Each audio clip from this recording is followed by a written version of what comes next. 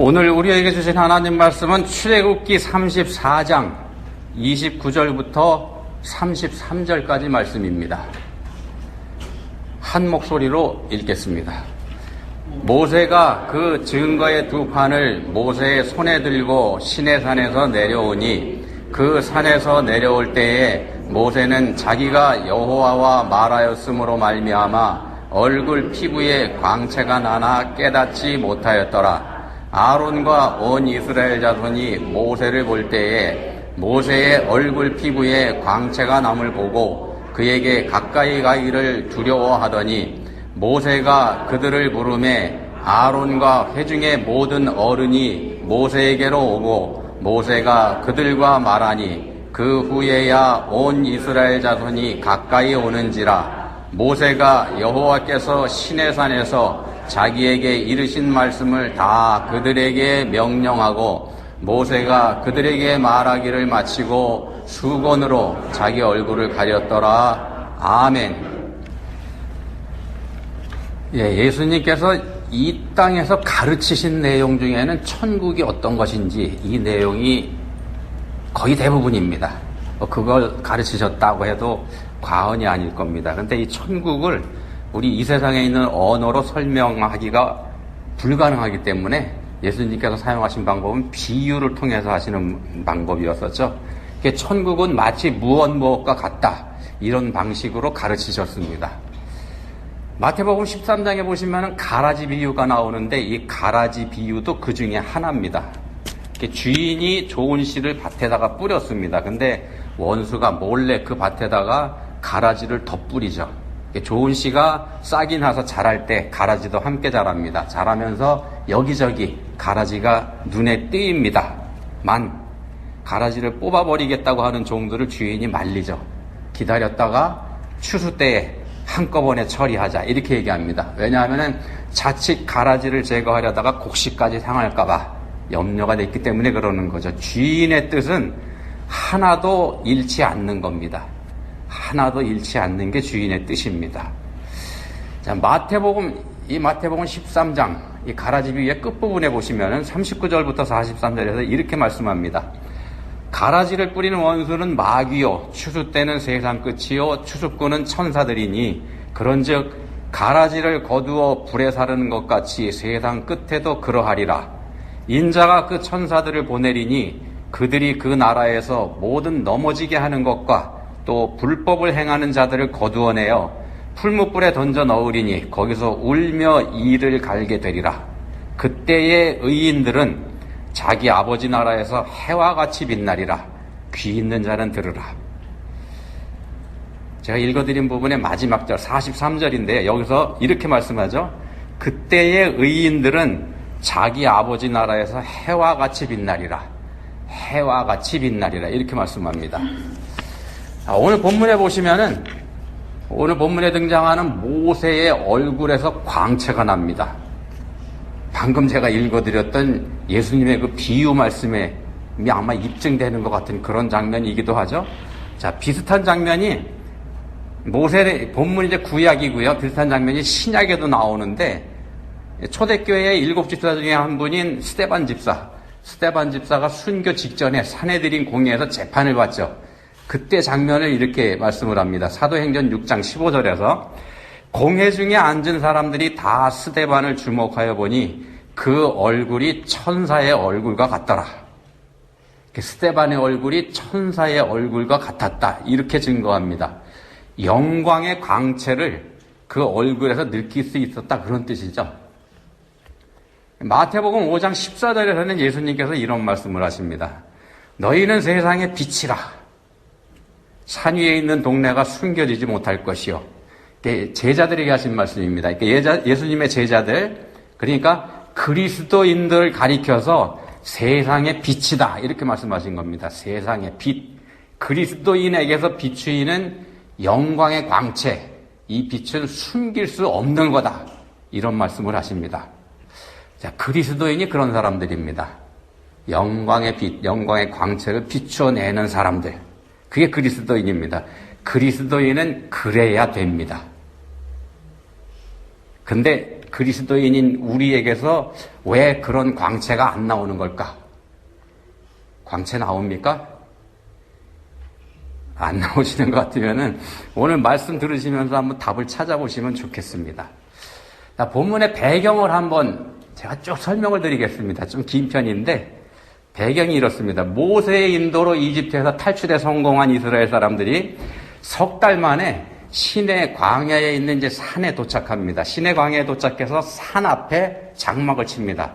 석 달 걸렸습니다. 그곳에서 하나님께서 모세를 불러서 말씀하시죠. 출애굽기 19장 5절 6절. 세계가 다 내게 속하였나니 너희가 내 말을 잘 듣고 내 언약을 지키면 너희는 모든 민족 중에서 내 소유가 되겠고 너희가 내게 대하여 제사장 나라가 되며 거룩한 백성이 되리라. 너는 이 말을 이스라엘 자손에게 전할지니라. 하나님께서 이스라엘 사람들과 약속하자고 하시는 겁니다. 너희가 내 말을 잘 들으면 내 소유가 되고 제사장 나라가 되고 거룩한 백성이 될 거다. 자, 이 말씀을 들은 백성들은 여호와께서 명령하신 대로 우리가 다 행하리이다 이렇게 약속합니다. 약속이 됐으니까 이제 언약식을 체결을 하죠. 셋째 날에 하나님께서 모든 백성들이 다 지켜보는 가운데 우레와 번개와 빽빽한 구름과 큰 나팔 소리와 함께 시내산에 강림을 하십니다. 시내산에 내려오십니다. 하나님께서. 그리고 그 자리에서 하나님께서 직접 당신의 음성으로 십계명을 선포하십니다. 백성들이 다 들을 수 있게. 십계명이 그렇게 선포된 겁니다. 그리고 선포가 되고 난 다음에 모세와 함께 백성의 지도자들 몇 사람들을 산으로 올라오게 하십니다. 산에 오른 지도자들은요, 발 아래가 청옥을 편 듯하고 하늘같이 청명하게 보이는 곳에 이르러서 거기서 먹고 마십니다. 식사합니다. 왜 이걸 하냐면은 함께 식사를 함으로 해서 약속을 확증하는 그런 풍습이, 관습이 이스라엘 사람들한테 있는데 하나님께서 사람들의 관습을 따라주시는 겁니다. 너네 약속할 때 확증할 때 이렇게 하지. 이렇게 와서 여기서 식사해라. 자, 그 자리에서 하나님께서는 모세를 더 가까이 산으로 불러 올리십니다. 너 올라와라 해서 40일 동안 모세가 거기서 이제 사라지는 겁니다. 이 40일 동안에 모세는 하나님 앞에서 성막을 만들라는 지시를 받고 그 성막을 어떻게 만들어야 되는지 이거에 대한 자세한 지시를 쭉 받습니다. 근데 우리가 아는 것처럼 이 동안에 이제 모세는 아무것도 먹지 않습니다. 40일 금식을 한 거죠. 그리고 그 사이에 잘 아시는 것처럼 산 아래에서 이제 금송아지 우상을 만들어서 그게 자기들의 애굽에서 인도해낸 신이라고 하는 그런 이상한 일이 벌어지죠. 그게 신이랍니다. 자, 좀 전에 말씀드렸습니다. 십계명을 하나님께서 모든 백성들이 다 듣는 자리에서 하나님이 직접 선포하셨다고. 이거 정면으로 어긴 겁니다. 자기들이 직접 들었던 말인데, 불과 얼마 전에 들었던 말인데 없어졌습니다. 자, 백성들이 왜 금송아지를 만들었는지 출애굽기 32장 1절에서 이렇게 말씀합니다. 백성이 모세가 산에서 내려오며 더딤을 보고 모여 백성이 아론에게 이르러 말하되 일어나라 우리를 위하여 우리를 인도할 신을 만들라. 이 모세 곧 우리를 애굽 땅에서 인도하여 낸 사람은 어찌 되었는지 알지 못함이니라. 자, 사람들이 이렇게 얘기합니다. 이 모세 곧 우리를 애굽 땅에서 인도하여 낸 사람은 어찌 되었는지 알지 못함이니라. 자, 산으로 불려 올라간 모세가 연락두절입니다. 자기들을 애굽에서 인도해 온 사람인데 연락이 없습니다. 종족을 감췄습니다. 이러니까 사람들이 불안하죠. 그래서 금송아지 우상을 만들었다는 겁니다. 이제부터 모세 대신에 이 금송아지가 자기들을 인도할 신이라는 겁니다. 자기들이 인도할 신. 그럼 한번 생각해 보십시오. 이게 무슨 말인가? 이게 무슨 뜻인가? 모세가 자기들 신이었단 얘기입니다. 모세 대신에 금송아지 만들었으니까. 그죠? 이 사람들 생각이 그랬다는 겁니다. 그런 모세가 사라졌으니까 두려울 수밖에 없죠. 그 신을 대신할 어떤 게 필요했던 겁니다. 그러니까 다른 신들을 내게 두지 말라. 어떤 형상도 만들지 말며 그것들에게 절하지 말며 그것들을 섬기지 말라. 그 하나님께서 직접 이 사람들에게 하신 말씀이 무시된 겁니다. 그럴 수도 있나요? 하나님께 직접 들었는데 근데 한번 생각을 해보십시오. 우레와 번개, 또 빽빽한 구름, 이런 어마어마하고 무시무시한 장면, 내 사람들이 넋이 나갈 거지 않습니까? 그 넋이 나간 상태에서 하나님께서 말씀을 하셨습니다. 정작 중요한 하나님께서 하신 말씀, 메시지, 여기보다는요, 그 무시무시한 장면에 이 사람들이 시선을 뺏긴 겁니다. 메시지를 뭘 들었는지 이 사람들 기억에도 없는 겁니다. 어찌됐든지 간에 하나님께서 명령하신 그 말씀을 무시했으니까 하나님이 진노하실 수밖에 없죠. 그래서 백성들을 진멸해 버리겠다. 이렇게 말씀하십니다. 자, 그런 하나님께 간절하게 매달려서 하나님의 그 진노를 일단 누그러뜨린 모세가 산에서 내려와서 십계명 돌판을 백성들 앞에서 깨뜨려 버리죠. 깨뜨려 버린 이유는 하나님과 맺었던 약속이 깨졌기 때문입니다. 하나님과 맺었던 약속이 깨져버린 겁니다. 한쪽에서 어겼으니까. 40일을 참지 못해서 벌어진 일입니다. 그리고 자원한 레위 사람들로 하여금 백성들 중에 얼마를 처단하죠. 그리고 이제부터가 중요한 겁니다. 여기부터가 중요한 겁니다. 우리가 중요하지 않게 보는 부분인데 지금부터가 중요합니다. 모세가 어떻게 하는지. 모세가 하나님 앞에서 회개 기도합니다. 백성들의 죄를 용서해달라고 하나님한테 매달립니다. 하나님 앞에 간절하게 매달립니다. 용서하지 않으실 거면은 주께서 기록하신 책에서 내 이름을 지워버려 주옵소서. 이런 말을 하면서 하나님께 덤벼듭니다. 모세가 하도 간절하게 하면서 막 덤벼드니까 하나님께서는 애매하게 그 기도를 받아주십니다. 애매하게라고 제가 말씀드리는 이유가 있습니다. 지금 말씀드린 이 부분이 출애굽기 32장의 마지막 장면입니다.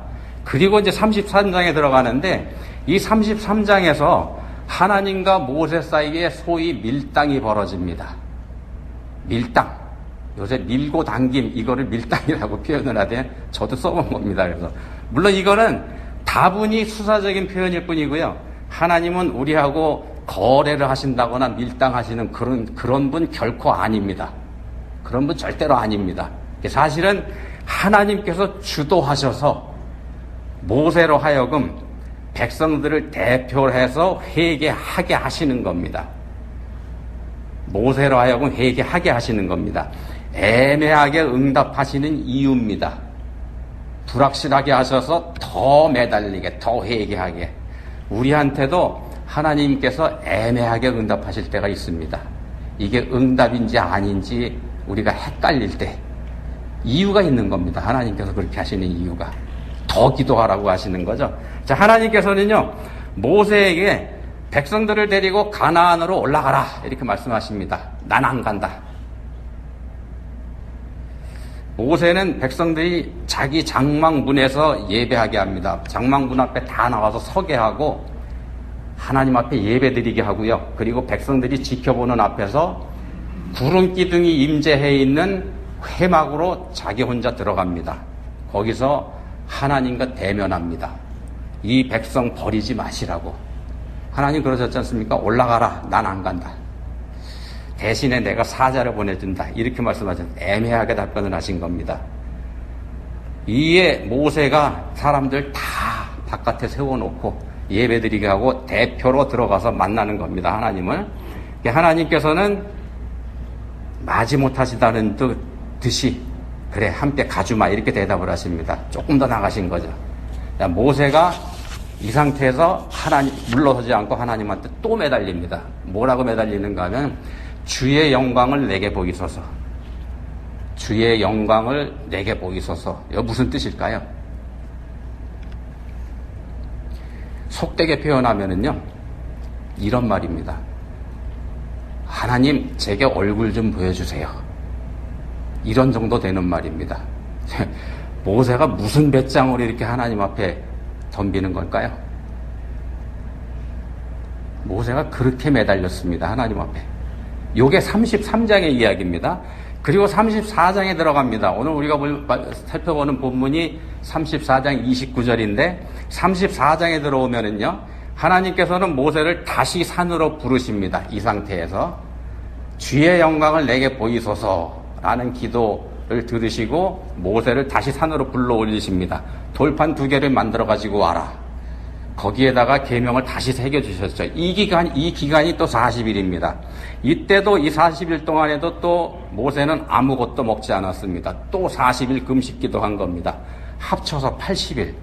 이 80일 동안의 금식을 통해서 사람이 떡으로만 사는 것이 아니요 여호와의 입에서 나오는 모든 말씀으로 사는 것이라는 신명기 8장 3절의 말씀을 입증해 보입니다. 하나님과 모세가 안 먹어도 삽니다. 자, 모세에게 하나님께서 등을 살짝 보여주시죠. 그 일이 바로 이 장면에서 있습니다. 네가 나를 보고서는 살지 못하니까 내 등만 살짝 보여줄게. 내 얼굴 좀 보여달라 그랬지? 그런 뜻입니다. 주의 영광을 내게 보이소서. 모세의 요청에 대한 하나님의 응답입니다. 물론 이것도 수사적인 표현입니다. 영이신 하나님은 육신이 없으시기 때문에 우리처럼 뭐 등이 있거나 배가 있거나 그런 거 아닙니다. 수사적인 표현으로 그렇게 한 겁니다. 자, 모세는 자신의 생명을 걸고 하나님과 담판하는 겁니다. 하나님 앞에 죄인된 인간이 나가면 죽을 수밖에 없지 않습니까? 근데 감히 덤벼듭니다. 얼굴 좀 보여주십시오. 왜요? 하나님이 애매하게 답변을 하시니까 생명을 거는 겁니다. 백성들을 위해서, 동족 이스라엘을 위해서 나 하나 죽어도 상관없습니다. 이겁니다. 당신의 생명책에서 내 이름 지워버리셔도 저 사람들만 살려주시면 나 그렇게 하겠습니다. 이 얘기죠. 자, 하나님께서 돌판에 말씀을 다시 새겨주셨습니다. 백성들의 배신으로 깨어졌던 약속을 다시 회복하신 겁니다. 이 약속을 다시 회복해준다. 이 뜻이죠. 다시 새겨주셨던 말씀은 하나님께서는 이미 그렇게 은혜 베풀 준비를 다 하고 계셨던 겁니다. 마음속에 다 가지고 계셨던 겁니다. 그리고 모세가 하나님께서 원하시는 대로 한 발짝 한 발짝 다가올 때마다 준비해 두셨던 은혜를 모세의 중보를 통해서 풀어주시는 겁니다. 하나씩 하나씩. 이렇게 중보한 모세가 대책 없는 죄인인 우리 인류와 하나님 사이에 영원한 중보자 되신 우리 주 예수 그리스도를 예표하는 겁니다. 중보가 이만큼 중요하다는 말씀입니다. 하나님과 우리 사이에 다리 놓는 중보의 역할. 여기까지가 본문의 배경입니다. 조금 길죠?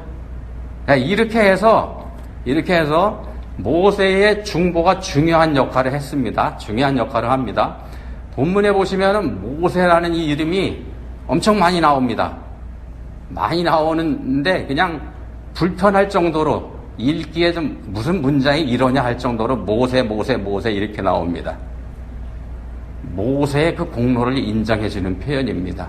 가만히 보시면은요, 29절하고 31절에는 매 절마다 모세라는 이름이 나오는데 29절과 31절에는 한 절에 모세라는 이름이 3번씩이나 나옵니다. 모세의 공로를 그만큼 인정해주고 있는 본문이 바로 우리가 살펴보는 오늘 말씀입니다. 모세가 위대한 일을 했다는 말씀입니다. 사실은 모세가 위대한 게 아니고요.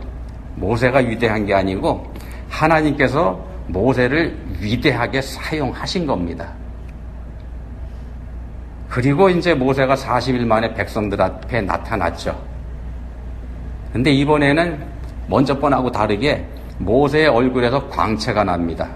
모세가 광채 나는 얼굴로 하나님 말씀을 전합니다.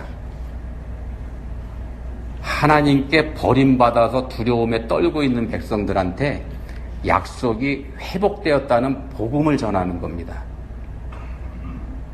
이게 복음이지 않습니까? 너희들 용서해 주셨다. 이렇게요.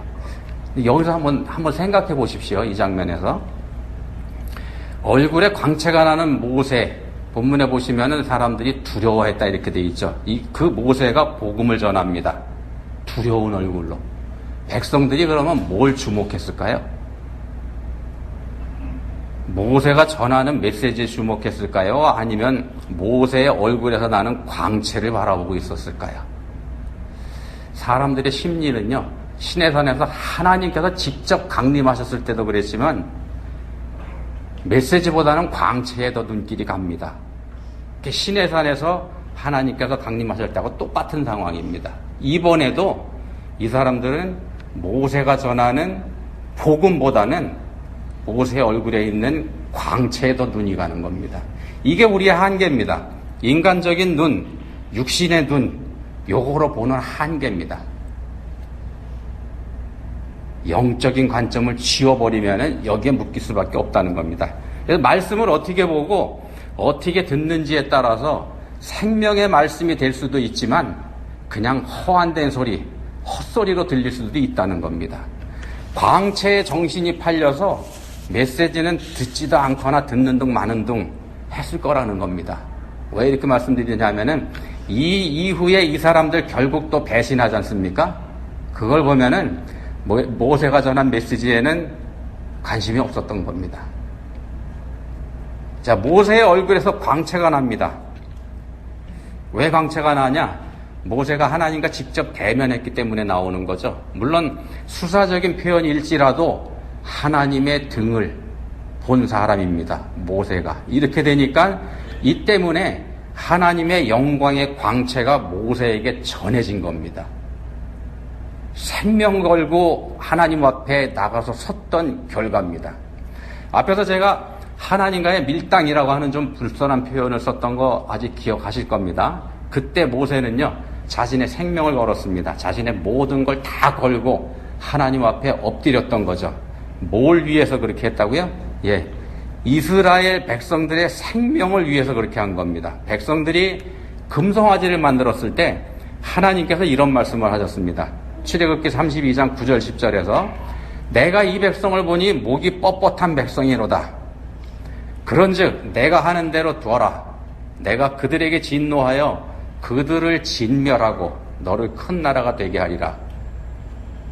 백성들이 하나님께서 직접 말씀하신 것까지도 무시하고 금송아지 우상을 만든 것 때문에 화가 단단히 나신 하나님께서 이스라엘 사람들 전체를 징벌하시겠다고 하십니다. 다 없애버리시겠다는 겁니다. 다 없애버리시고 모세를 통해서 민족을 다시 일으키시겠다는 겁니다. 그 말씀하시는 겁니다. 이거 보면은요, 인간적으로 보면은 모세 개인으로서는 이만한 영광이 없습니다. 왜냐하면 아브라함의 시대는 이제 끝나는 거고 자신이 아브라함을 대신하는 새로운 믿음의 조상이 되는 일이니까. 아브라함의 후손이 아니고 모세의 후손 이렇게 불릴 거지 않습니까? 그럼에도 불구하고 모세는 거절합니다. 하나님의 제안에. 그러지 마시라고 하나님께 매달립니다. 목숨 걸고 매달립니다. 백성들 살려달라고. 하나님께서는 계속 말씀드린 것처럼 한 번에 양보하지 않으시죠. 조금씩 모세의 요청을 들어주십니다. 이렇게 되니까 모세가 더 간절해질 수밖에 없고 또다시 생명을 건 40일 금식 기도에 들어가게 됐었던 겁니다. 물론 이 모든 일들이 하나님의 계획 안에 있었던 겁니다. 하나님께서 모세가 그렇게 하도록 미리 계획을 하셨던 거죠. 하나님께서는요, 이 모든 일들을 통해서 이스라엘 사람들, 더 나아가서는 우리를 포함한 모든 인류가 자신의 실체를 볼 수 있게 하려는 게 목적이셨습니다. 모세로 하여금 또 중보하게 하셔서 중보의 어려움과 중요성, 이걸 깨닫게 하시려는 목적도 있는 겁니다. 하나님의 은혜 없이는 아무것도 되지 않는다는 것, 이걸 함께 깨닫게 하시려는 목적이 있는 겁니다. 우리의 구원이 이렇다는 말씀을 지금 드리는 겁니다. 우리의 구원이 이렇습니다. 우리는 믿기만 하면 구원받습니다. 믿기만 하면 구원받죠. 무지무지하게 쉽습니다. 이렇게 쉬운 일 없습니다. 믿기만 하면 구원받으니까. 그렇지만 그 과정은요, 결코 쉬운 게 아닙니다. 우리 예수님의 처절한 십자가의 고난이 있어야 했고요. 또 그 십자가의 고난과 사랑을 생명을 걸고 우리에게까지 전해지도록 애쓰고 힘쓴 믿음의 선진들이 있었기 때문에 되는 겁니다. 그렇기 때문에 우리는 믿기만 하면 구원받는다, 이렇게 얘기하는 겁니다. 그 결과로 오늘의 우리가 있는 거고, 구원받은 하나님의 백성으로 이렇게 이 자리에 우리가 있게 된 겁니다. 그러니까 결과적으로 우리는 열매만 따먹고 있는 셈입니다. 예수님께서 말씀하셨죠? 너희는 세상의 빛이라. 산 위에 있는 동네가 숨겨지지 못할 것이요. 우리는 세상의 빛입니다. 우리가 세상의 빛입니다. 당연히 우리에게서 빛이 비추어야 됩니다. 근데 왜 우리한테서 아무 빛도 나오지 않는가? 왜 우리한테는 빛이 비치지 않는가? 네, 우리가요, 출애굽기 34장 본문에 있는 모세의 얼굴에 나타난 영광의 광채에만 관심을 두기 때문입니다. 그것만 우리가 주목하기 때문에 그 광채만 쳐다보고 그 광채와 함께 전해진 하나님의 메시지, 말씀에는 관심이 없기 때문입니다. 여러분들, 오늘 설교 이전에 이 본문에서 하나님께서 무슨 말씀을 모세를 통해서 하셨는지 기억하고 계셨던가요? 그게 우리의 실정입니다. 메시지는 우리가 무시하기 때문입니다. 그래서 우리한테도 광채가 안 나옵니다. 과정과 역할은 무시하고 열매만 챙기려고 하니까 영광의 광채와는 거리가 멀다는 말씀입니다. 모세는요, 생명 걸고 자기 동족 이스라엘 백성을 위해서 중보했습니다. 우리 예수님께서는 당신의 백성인 우리를 위해서 모든 걸 다 희생하셨습니다. 영광의 광채는 그 희생의 결과물입니다. 우리에게서 영광의 광채가 비추이지 않는 것, 이건 우리가 우리 자신만을 위해서 살기 때문입니다. 희생이 없기 때문입니다. 기도하시겠습니다.